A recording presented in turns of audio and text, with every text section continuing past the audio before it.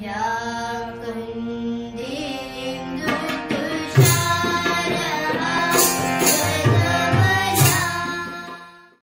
गणेशाय नमः, सरस्वत्यै नमः। राजस्थान बोर्ड की कक्षा 6ठी से 10वीं तक संस्कृत एवं संस्कृत व्याकरण तथा रीट संस्कृत भाषा के शिक्षा गुरु संस्कृत यूट्यूब चैनल पर आपका स्वागत है। आज हम कारक प्रकरण का दूसरा पार्ट यानी दूसरा वीडियो पढ़ने जा रहे हैं। इससे पहले हमने कारक क्या होता है उसके बारे में जाना और कर्ता कारक को हमने पढ़ लिया था। कारक क्रिया से संबंधित शब्द होता है जो वाक्य में पाया जाता है। आज कर्म कारक के बारे में जानते हैं। वैसे हमने इससे पहले वाले वीडियो में बताया था कि कर्म कारक वो होता है जो वाक्य में जिस शब्द को कर्ता सबसे अधिक इच्छा करता है, कर्तोरेप्सितम कर्म, यानी कर्ता की इच्छित वस्तु इन द सेंटेंस, जो वाक्य में कर्ता की इच्छित वस्तु होती है वह कर्म होता है। तो यहां पर अपन क्या पढ़ेंगे कि कर्म कारक और द्वितीय विभक्ति कहां कहां आती है, किस किस पोजीशन में आती है, यानी निम्न स्थानों पर कर्म कारक व द्वितीय विभक्ति होगी। अब कर्म कारक की विशेषता हमने पहले वाले वीडियो में पढ़ ली, उसको देखने के बाद में यह वीडियो देखें तो आपको अच्छे से समझ में आएगा। अब यहां पर कुछ नियम है, ये पहला नियम, ये दूसरा, ये तीसरा, इस तरीके से आगे नियम है। तो कर्म कारक बहुत ही इंपॉर्टेंट है, इसको एक एक नियम से पढ़ेंगे। तो पहला नियम तो बहुत साधारण है, कर्म में द्वितीय विभक्ति होती है। ये शब्द रूप यानी उपपद विभक्ति और कारक विभक्ति दोनों में ये सामान्य नियम है, कर्म में द्वितीय विभक्ति होती है। तो ये तो बहुत बात सिंपल है। राम है ग्रामम गच्छति, राम गांव में जाता है, तो यह गांव कर्म है, इसलिए इसके अंदर द्वितीय विभक्ति है। ये कर्ता है, इसलिए इसमें प्रथमा विभक्ति है। कर्ता में प्रथमा, कर्म में द्वितीय, करण में तृतीया, संप्रदान में चतुर्थी, अपादान में पंचमी और अधिकरण में सप्तमी विभक्ति होती है। और षष्ठी विभक्ति केवल विभक्ति होती है, उसमें कारक नहीं होता है। ये बात हम पहले बता चुके हैं। तो पहली बात तो बहुत सिंपल थी, ये आपने जान ली, समझ ली। दूसरी बात, निम्न 13 शब्दों के योग में द्वितीय विभक्ति होती है। इन 13 शब्दों को माइंड में रखना पड़ेगा। देखिए बहुत सारी गाइडों में, बहुत सारी जगह बहुत ही हार्ड तरीके से कारक दिए हुए हैं। हमने बहुत ही सरल तरीके से यहां पर बताया कि करना क्या है। आपके दिमाग में कारक जैसा, संस्कृत के कारक जैसा सैलाब दिमाग में कैसा रहेगा कक्षा 6ठी से 10वीं स्तर और रीट स्तर पर। तो निम्न 13 शब्दों के योग में द्वितीय विभक्ति आती है। तो यहां पर 13 शब्द दिए हुए हैं, इन शब्दों को दिमाग में रखना है, याद रखना है, क्योंकि आगे चतुर्थी विभक्ति में, तृतीया में बहुत सारे शब्द और आएंगे। तो वो शब्द आपके और ये शब्द दोनों मिक्स नहीं होने चाहिए, इसलिए इसका हमेशा एक बार पठन होना चाहिए। अभितय या उभयतय, ये दोनों शब्द एक ही में गिनती आएगा, क्योंकि अभितय का मतलब दोनों और, उभयतय इसका मतलब भी दोनों और होता है। परितः और सर्वतः, परितः यानी चारों ओर, सर्वतः यानी सभी ओर, तो चारों ओर होता है इन दोनों का मतलब। समया या निक्सा, इन दोनों का मतलब होता है पास में। समया निक्सा, इनका मतलब होता है पास में। अंतरेण या बिना, इसका मतलब होता है बिना। अंतरेण का मतलब होता है बिना। एक आगे आएगा अंतरा, उसका मतलब होगा बीच में। यहां अंतरेण शब्द है, फिक्स माइंड में रखना है। विना, इसका मतलब होता है बिना, संस्कृत में विना बोलते हैं। ये शब्द पूरे दिमाग में रखने, क्योंकि यही मोस्ट इंपॉर्टेंट है। अंतरा यानी बीच में, ये देखो अंतरेण अंतरा दोनों शब्द आगे। अंतरेण यानी विना, अंतरा यानी बीच में। धिक यानी धिक्कार है, हा यानी हाय, प्रति यानी की ओर, टू है ना, TO2, प्रति यानी की ओर, अनु यानी पीछे, अनु उपसर्ग है, अनु यानी पीछे, और यावत यानी तक, यावत यानी तक, टिल। अधो अधय, केवल अधय शब्द आया तो अलग होगा। अधो अधय यानी सबसे नीचे, अधय प्लस अधय उत्व विसर्ग संधि है। अद्यादि यहां पर दो अधि है, अधि प्लस अधि, ठीक है ना, यण संधि से हुआ है। तो दो बार अधि कंटिन्यू आ जाए सबसे अंदर, अधि अधि यानी सबसे अंदर, और ऊपरी ऊपरी, ऊपरी प्लस ऊपरी, यहां पर भी यण संधि है, सबसे ऊपर, तो ये शब्द डबल बार आए, अध अध, अधि अधि, ऊपरी ऊपरी, तो ये डबल बार साथ में आए। तो अध अध यानी सबसे नीचे, केवल अध आएगा तो नीचे, केवल अधि आएगा तो अंदर, केवल ऊपरी आएगा तो ऊपर, और जब दो बार आ जाएंगे तो सबसे लग जाएगा, अधो अध, अद्य अधि, ऊपरी ऊपरी। आपको क्या करना है कि किताबें आपके पास खूब है, हम तो आपको गाइड कर रहे हैं कि सीखना कैसे है। ये जितने शब्द मैंने बताए हैं 13, इन 13 शब्दों के एक एक वाक्य आपको बनाने हैं। मैं यहां पर केवल 1 या 2 वाक्य दे रहा हूं। राजमार्गम अभितः वृक्षा सन्ति, राजमार्गम को अंडरलाइन किया, यहां पर अभितः शब्द है, इसको अंडरलाइन नहीं किया है क्योंकि ये कारण है, कारण ही कारक होता है। क्या बोला? कारण ही कारक होता है। यहां पर अभितः शब्द है, वो कारण है। ये देखो अभितः, तो कोई भी आ सकता है ना, यहां से संस्कृत वाले है ना, हिंदी तो मैंने ऐसे ही आपकी जानकारी के लिए लिख दी है, बाकी संस्कृत वाले शब्द वाक्य में आएंगे तो उस शब्द से पहले वाला शब्द, यानी ये यहां पर जितने भी शब्द है ना, इससे पहले वाला शब्द के अंदर द्वितीय विभक्ति ही आएगी, चाहे वहां पर हिंदी के अनुसार षष्ठी या पंचमी या कोई भी सप्तमी अर्थ हो तो भी वहां सप्तमी नहीं लगाएंगे। देखो यहां पर राजमार्ग का मतलब होता है सड़क, सड़क के, अभितः यानी दोनों और, वृक्षा यानी वृक्ष, संति यानी है, सड़क के दोनों और वृक्ष हैं। तो ध्यान से सुनो, सड़क के कहां पर लगता है? षष्ठी में। अभितः यानी दोनों और, वृक्षा यानी वृक्ष, संति यानी है, तो यहां षष्ठी होनी चाहिए ना। लेकिन कारक का नियम कहता है कि अभितः शब्द आएगा तो आपको यहां पर द्वितीय विभक्ति ही लिखनी है, चाहे वहां षष्ठी हिंदी में करो या कोई भी करो, लेकिन यहां पर आपको द्वितीय ही लिखनी है, आंख बंद करके। तो ये इस तरह से कारक नियम यहां पर है। तो यहां अभितः शब्द से पहले जो भी शब्द आएगा, चाहे राजमार्ग आए, चाहे कोई भी लताम या बालकम, कोई भी शब्द आए तो उसके अंदर द्वितीय विभक्ति लिखोगे, केवल राजमार्गम नहीं। तो यहां पर केवल अभितः शब्द नहीं, उभयतः, परितः, सर्वतः, समया, निक्षा, अंतरेण, विना, अंतरा, धिक, हा, प्रति, अनु, यावत, अधोदय, अद्यति, ऊपरी ऊपरी, कोई भी शब्द आ जाए उससे पहले वाले शब्द में द्वितीय विभक्ति आएगी और उसमें कर्म कारक होगा। अब इसका 10th लेवल में आंसर कैसे बनेगा? 10वीं परीक्षा में कारक संबंधित प्रश्न पूछा जाता है, तो यहां पूछा जाता है कि इसमें द्वितीय विभक्ति का कारण बताओ, कारक बताओ। तो इसका उत्तर यह होगा, अभितः शब्दस्य योगे सर्वदा द्वितीय विभक्ति कर्म कारक च भवतः, तस्मात् कारणात् राजमार्गम शब्दे द्वितीय विभक्ति कर्म कारक च स्तः, यानी अभितः शब्द के योग में हमेशा द्वितीय विभक्ति और कर्म कारक होते हैं, इसीलिए यहां पर राजमार्गम शब्द में द्वितीय विभक्ति और कर्म कारक है। बात आई समझ में? इस तरह से 10वीं में आंसर होता है। और भी यहां पर कारक समझने के लिए आपको ये सारे शब्द माइंड में रखने।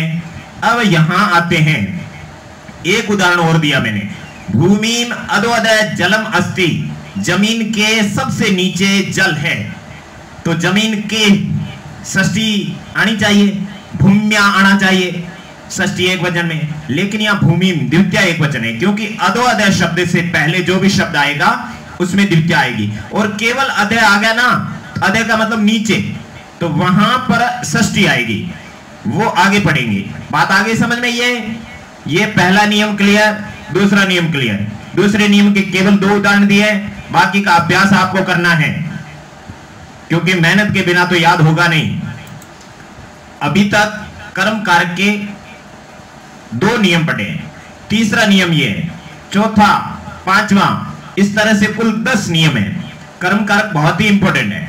दूसरा नियम बहुत ही इंपॉर्टेंट था, जिसके अंदर अपने 13 नियम पढ़े थे। अब 13 शब्दों को याद रखना था, तीसरे के अंदर आपको 16 प्रकार की क्रियाएं याद रखनी है। 16 प्रकार की क्रियाएं याद रखनी है, यानी 16 प्रकार की धातुएं, और वो धातुएं द्विकर्मक है।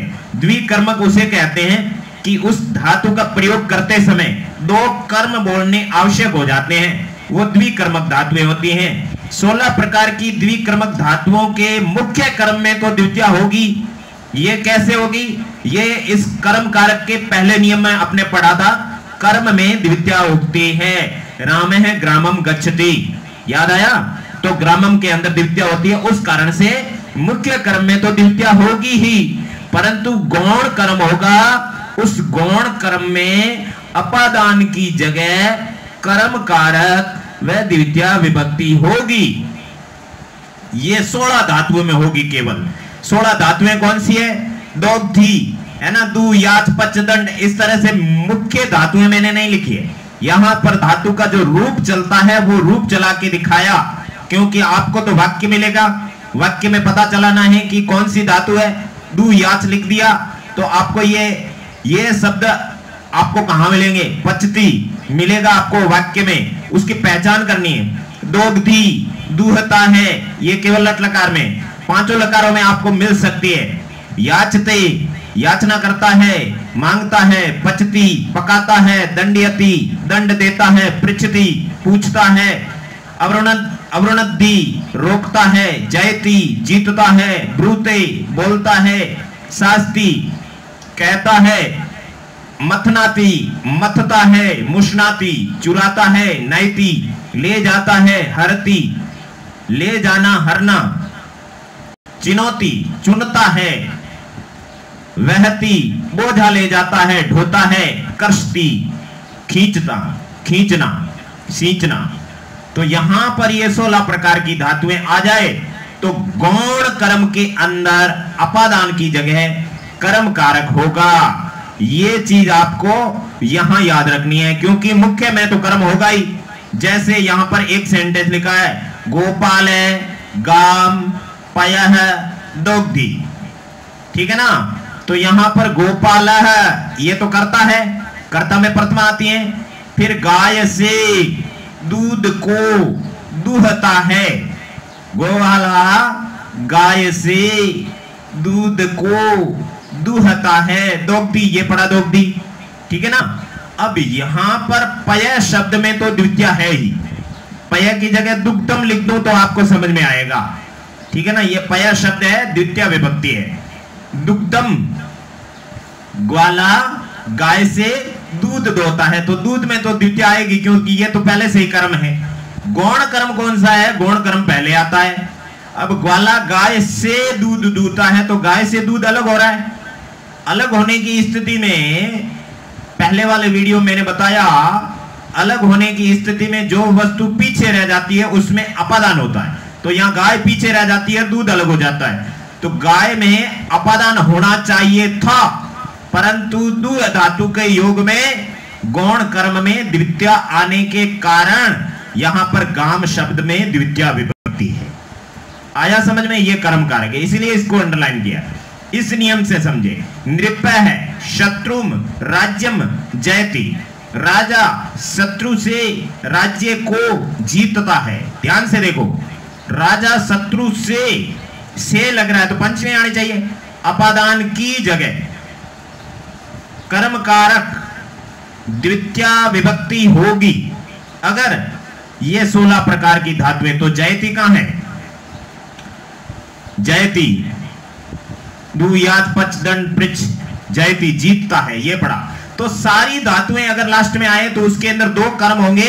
तो पहले वाले शब्द में तो कर्ता होगा, उसमें तो प्रथमा विभक्ति, दूसरे में और तीसरे में दोनों में कंटिन्यू द्वितीया विभक्ति होगी। तीसरा है शब्द, वो तो आपका कर्म कारक पहले से ही है, लेकिन उससे पहले वाला जो शब्द है उसके अंदर इस नियम के कारण, इन 16 धातुओं के कारण द्वितीया विभक्ति आएगी। इसलिए यहां पर क्या आएगा? राजा शत्रु से राज्य को जीतता है। तो शत्रु से राज्य अलग हो रहा है, यहां पंचमी होनी चाहिए थी, लेकिन द्वितीया है। पंचमी होते तो क्या होता? शत्रु, है ना, शत्रु ऐसे होता, शत्रु पंचमी में उकारांत शब्द है, पंचमी में शत्रु, राजा शत्रु से राज्य जीतता है, लेकिन ये नहीं होगा क्योंकि यहां पर कारक नियम है। तो आपको दोग्धी, याचते, पचते, दंडियते, पृच्छते, अमृते, जयते, ब्रूते, शास्ते, मथनाते, मुष्णाते, नयते, हरते, चिनोते, वहते, कर्षते, ये 16 प्रकार की धातु आपको किसी भी गाइड में, किसी भी बुक में मिल जाएगी। आप इसकी प्रैक्टिस कर सकते हो। प्रक्रिया मैंने आपको समझा दी। अब चौथा नियम है, यहां पर आपको एक एक नियम, एक एक उदाहरण सबके करने हैं, ऐसा नहीं है कि आप नहीं करोगे, अभ्यास आपको करना है, तरीका हम बता देते हैं। चौथा नियम, अति उपसर्ग के साथ शेते यानी सोना, तिष्ठति यानी बैठना और आस्ते यानी बैठना, क्रियाओं के आने पर अधिकरण में द्वितीय कर्म कारक होंगे। बहुत सरल तरीके से समझाया है।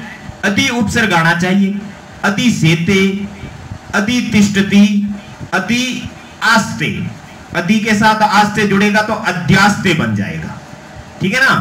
तो वहां पर जो अधिकरण होगा, अधिकरण की परिभाषा पहले वाले वीडियो में पढ़ी थी, जहां पर क्रिया संपन्न होती है उस स्थान या आधार को अधिकरण कहते हैं।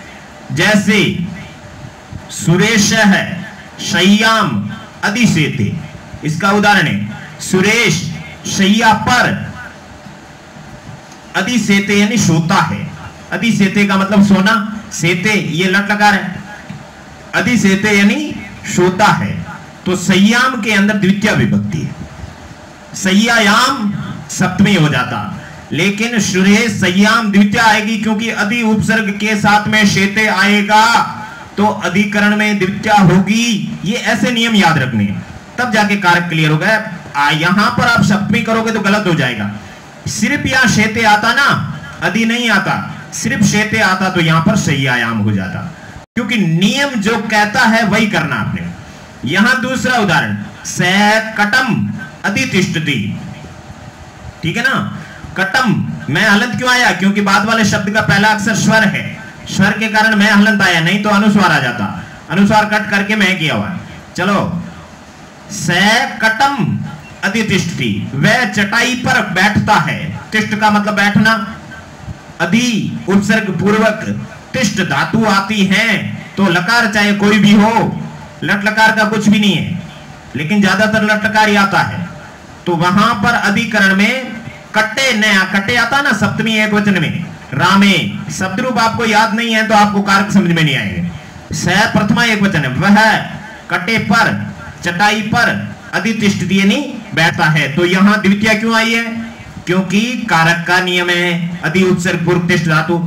अब यहां पर राजा सिंहासन पर बैठता है तो नृप है यानी राजा, सिंहासने आस्ते, आस्ते आता था सिंहासने आ जाता, ये सप्तमी विभक्ति हो जाती, राजा सिंहासन पर बैठता है, लेकिन अधि उपसर्ग पूर्वक आस धातु, ये आस्ते और ये अधि मिल गया तो ई का यह बन गया, अध्यास्ते बन गया, अध्यास्ते, ठीक है। यण संधि का नियम है, यण संधि जैसे पता है मालूम है, नहीं है तो हमारे संधि पोर्शन के अंदि आपको बहुत सरल तरीके से संधि सीख लोगे, क्योंकि व्याकरण का प्रत्येक टॉपिक जानना जरूरी है, सब आपस में रिलेटेड है, सारे टॉपिक समझ लिए तो पारंगत हो जाओगे।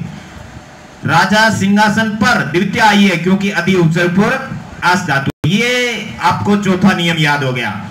अधि सिंहिस्ता सामकर्म नामक सूत्र होता है, उससे अधि उपसर्ग पूर्वक सिंह धातु, स्था धातु और आस धातु आए तो वहां पर आपके अधिकरण में, अधिकरण की जगह द्वितीय विभक्ति और कर्म कारक होंगे। अब पांचवा इंपॉर्टेंट नियम, उपान वद्यांग वशय, ये सूत्र कहता है कि उप क्या है, उप उपसर्ग है, अनु ये भी उपसर्ग, अधि ये भी उपसर्ग, आ ये भी उपसर्ग है, उसको मुख्य रूप से आंग लिखते हैं, लेकिन ये ग है वो कट जाता है तो आ शेष रहता है, मुख्य रूप से आ दिखता है। ये चार प्रकार के उपसर्ग आ जाएं और इन चारों उपसर्गों के बाद में यदि वस्ती धातु आ जाए ना, वस धातु, उप अनु अधि आंग वस है ना, वस धातु आ जाए तो वहां पर वस का मतलब रहना, वसना, निवास करना, ऐसी क्रिया आ जाए तो अधिकरण की जगह कर्म कारक और द्वितीय ही आएंगे। फिर से ऊपर वाले नियम की, लेकिन वहां तो उपसर्ग एक था और क्रियाएं 3 थी। यहां उपसर्ग कितने हैं? 4 और क्रिया एक ही है। तो क्या हो जाएगा? उपवस्ति, अनुवस्ति, अधिवस्ति, आवस्ति, 4 प्रकार की वस्ती बनेगी। तो वहां पर चारों में जो जगह होगी उसमें क्या होगा? उसके अंदर आपके कर्म कारक हो जाएगा। कृष्ण वृंदावनम, कृष्ण वृंदावन में उपवस्ती, अनुवस्ती, अधिवस्ती, आवस्ती, कोई भी जोड़ो, 4 प्रकार के वाक्य बनेंगे। कृष्ण वृंदावन में उपवस्ती, उपवस्ती का मतलब क्या होता है? पास में रहता है। उप का मतलब पास में, ठीक है ना। ये आप जो आपके ये समास पढ़ेंगे, समास के अंदर इस चीज को आप समझेंगे। अविभाव समास में उपवस्ती यानी पास में रहता है, अनुवस्ती यानी पीछे रहता है, अधिवस्ती यानी अच्छी तरीके से रहता है, ढंग से रहता है, अधिवास करता है, आवस्ती यानी आवास करता है। इस तरीके से चारों के अलग अलग भिन्न भिन्न अर्थ होते हैं। परंतु उपवस्ती, अनुवस्ती, अधिवस्ती और आवस्ती, ये चारों शब्द आ जाए तो यहां पर वृंदावने ऐसा नहीं आएगा, क्योंकि सप्तमी आनी चाहिए। लेकिन यहां पर द्वितीय आएगी। कृष्ण वृंदावन में रहते हैं, ठीक है ना, तो वृंदावनम आएगा। ये द्वितीय विभक्ति कर्म कारक आएंगे। इन चारों शब्दों को आपको याद रखना है। अब द्वितीय विभक्ति कर्म कारक का छठा नियम, कुल मिला के 10 नियम है, 10 के 10 दिमाग में रखने हैं। कर्म कारक बहुत ही इंपॉर्टेंट है। तो यहां पर छठा नियम है अभी व नी, ये दोनों उपसर्ग एक साथ आ जाए। अभी उपसर्ग के जस्ट बाद में नी उपसर्ग आ जाए और उसके बाद में क्रमशः है विशते, विश धातु आ जाए। विश धातु का मतलब प्रवेश करना होता है। बात समझ में आ गई? अभिनिविष्ट सूत्र है, तो सूत्र से कैसे पता चलेगा? अभी उपसर्ग पूर्व नी धातु और विश, अभी उपसर्ग और नी उपसर्ग पूर्वक विश धातु आ जाए तो क्रिया के साथ आए तो अधिकरण की जगह द्वितीय कर्म कारक होगा। जैसे दिनेश है, ग्रामम अभिनिविष्यते, अभिनिविष्यते, प्रवेश करता है। अभी उपसर्ग आना चाहिए, नी उपसर्ग आना चाहिए, विष धातु विषते आ गया अपने पदी से, तो ये अभिनिविष्यते आपको ध्यान रखना। इससे जस्ट पहले वाला शब्द होगा उसमें क्या आएगा? कर्म कारक आएगा। बस ये नियम है, अपने को याद रखना है। दिनेश गांव में प्रवेश करता है तो यहां पर द्वितीय विभक्ति आएगी गांव में, ग्रामे नहीं आएगा। अब यहां पर है प्रति, परि, अनु, उप के आने के योग में द्वितीय कर्म कारक होते हैं। ये क्या है भाई? ये उपसर्ग है। प्रति, परि, अनु और उप। अनु हरीम सुरह, उप हरीम सुरह। अनु और उप आ गए ना, तो अनु हरीम सुरह, ध्यान देना। ये अनु हरीम सुरह, उप हरीम सुरह, क्या ध्यान देना यहां पर? हरीम शब्द है ना, इसके अंदर द्वितीय कर्म कारक है। क्यों? क्योंकि उप और अनु प्रति परि के जस्ट बाद में ये आया है ना, इसके कारण। अर्थ क्या होता है? अनु हरि सुरह, सुरह यानी देवता, हरिम यानी हरि के, अनु यानी पीछे हैं, देवता हरि के पीछे हैं। और उप हरिम सुरह, देवता हरिम यानी हरि के, उप यानी पास में है, ठीक है ना। प्रति यानी की ओर है, परि यानी चारों ओर है। इस तरह से प्रति, परि, अनु और उप, ये चारों शब्द, चारों पहले आ जाए और उसके बाद में कोई भी शब्द आए तो उसमें द्वितीय कर्म कारक होगा। ये बात याद रखनी है। यहां पर प्रथमा है। ये प्रति, परि, अनु, उप चारों याद हो गए, कंटिन्यू याद रखने पड़ेंगे। कितने सी नियम है? 10 तो हैं, 10 को पर्सनल रटो। कर्म कारक का एक फाइल दिमाग में अलग से होनी चाहिए। फिर करण आ जाएगा, संप्रदान आ जाएगा, तो फिर से कचरा नहीं होना चाहिए, साथ के साथ माइंड में होना चाहिए। जैसे अपने साथ पीढ़ियां याद होती हैं। 8वां नियम इंपॉर्टेंट, गति अर्थ वाले, बुद्धि अर्थ वाले तथा खाने या भक्षण अर्थ वाले धातुओं में आधार में द्वितीय कर्म कारक होगा। यह बात याद रखना। गति अर्थ वाली जो भी धातुएं होती है ना, जाना, भागना, दौड़ना, ये गति अर्थ वाली। बुद्धि अर्थ वाली धातुएं होती है ना, उसमें, और भक्षण यानी खाने अर्थ वाली धातुओं के योग में हमेशा आधार होगा, उस आधार में द्वितीय कर्म कारक हो जाएंगे। तथा णिच धातु, णिच धातु प्रेरणार्थक होनी चाहिए। ठीक है ना, प्रेरणात्मक किसी दूसरे से काम करवाते हैं। इन तीनों अर्थ वाली धातुओं में जहां पर तृतीया होनी चाहिए वहां पर अनुक्त कर्ता में कर्म होगा। ये णिच यानी प्रेरणात्मक दूसरों से काम करवाते हैं, उस में इन तीनों कौन से, गति अर्थ वाली, बुद्धि अर्थ वाली और भक्षण अर्थ वाली, इन तीनों अर्थ वाली धातुओं में जहां पर तृतीया होनी चाहिए वहां पर अनुक्त कर्ता में कर्म होगा। ये लैंग्वेज याद रखो। ऊपर बात दूसरी बताइए, यहां से दूसरी है। ऊपर तो क्या था, गति अर्थ वाली, बुद्धि अर्थ वाली, भक्षण अर्थ वाली, तीनों अर्थ वाली जो धातुएं होती हैं उसके आधार में द्वितीय कर्म कारक होगा। परंतु णिच धातु होती है, णिच कौन सी, दूसरों से काम करवाते हैं, ठीक है ना, जैसे टीचर बच्चे से काम करवाता है तो इस तरह से वो प्रेरणात्मक होगी। इन तीनों अर्थ वाली धातुओं में जहां पर तृतीया होनी चाहिए ना, कहां पर, अनुक्त कर्ता में, राम द्वारा, तो वहां पर अनुक्त कर्ता होगा तो उसमें द्वितीया लिखनी पड़ेगी, ठीक है ना। अब इसको समझते हैं। पहले इन तीनों को एक साथ में एक उदाहरण से, फिर इस तीनों को एक उदाहरण से।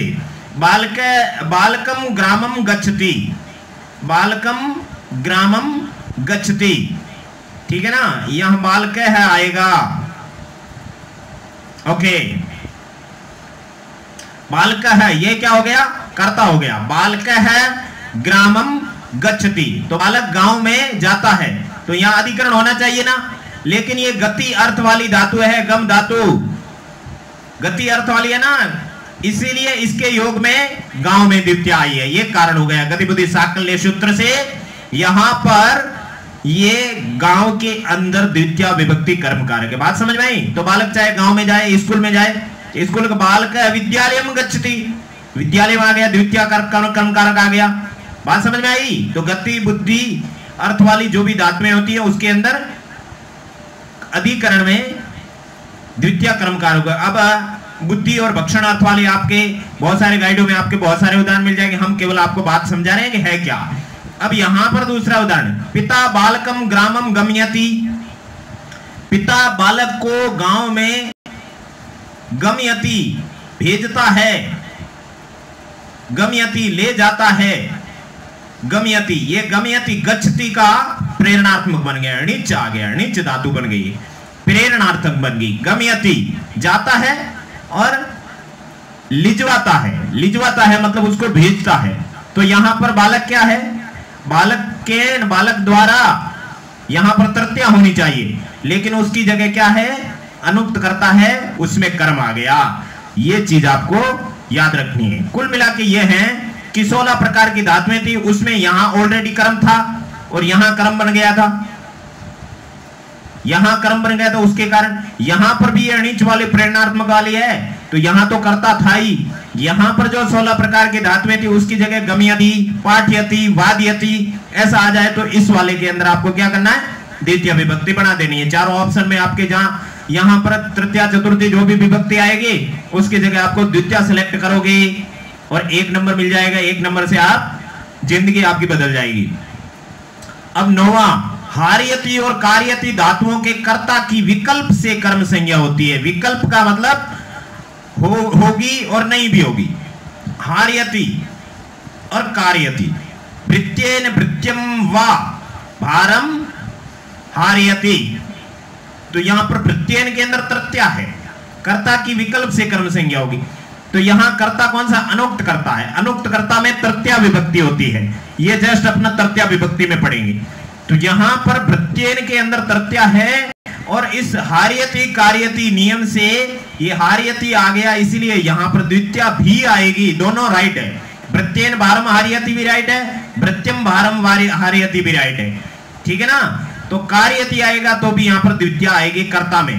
कर्ता में तृतीया आती है, द्वितीया भी आती है इस नियम से, और इस नियम से भी अनुक्त कर्ता में द्वितीया आती है, इस नियम से भी अनुक्त कर्ता में द्वितीया आती है। ये 8वां 9वां नियम। अब 10वां, कालवाची एवं मार्गवाची दूरी के अर्थ वाले शब्दों में अत्यंत समीपता होने की वजह से द्वितीय कर्म कारक होंगे। अत्यंत समीपता कैसे देखे, ये आपके आगे और आएगा, कालवाची और मार्गवाची। यहां समझ लो अत्यंत समीपता कैसे होगी। कालाध्वन और अत्यंत संयोगी वाले में सुरेश 5 दिनानी पढ़ती, सुरेश 5 दिनों से पढ़ता है, तो समय पूरा का पूरा कवर हो रहा है, ठीक है ना। ये 5 दिन है, 5 के 5 कवर हो गए, इसलिए यहां पर ये पूरा समीपता आ गई, पूरा समय आ गया, इसलिए 5 दिनों के अंदर द्वितीय विभक्ति बहुवचन आ गया। समयवाची शब्द है। मार्गवाची, नदी कोसम कुटिला अस्ति, नदी है वो कोस भर, कुटिल यानी टेढ़ी है, ये लंबी नदी है, यहां से लगाकर यहां तक 1 कोस की दूरी है, तो इसके अंदर कुटिला यानी टेढ़ी है, तो यहां पर ये मार्गवाची शब्द है, इसमें आपके क्या आ गई, द्वितीय विभक्ति कर्म कारक आ गया। आपको ये 2 उदाहरण याद रखने हैं, कालवाची और मार्गवाची समय, आपको ये नियम आपको याद रह जाएगा। तो आज कर्म कारक के अंदर अपन ने 10 नियम पढ़े, ये आपको पक्के अलग से याद होने चाहिए। इसके बाद में नेक्स्ट वीडियो में अपन करण कारक और उसके आगे पढ़ेंगे। तब तक के लिए आज्ञा दीजिए। नेक्स्ट वीडियो आप कारक प्रकरण पार्ट 3 जल्दी से शुरू कर दीजिए और उसको देखना न भूले। चैनल जरूर सब्सक्राइब करें। धन्यवाद। भगवान आपका भला करें।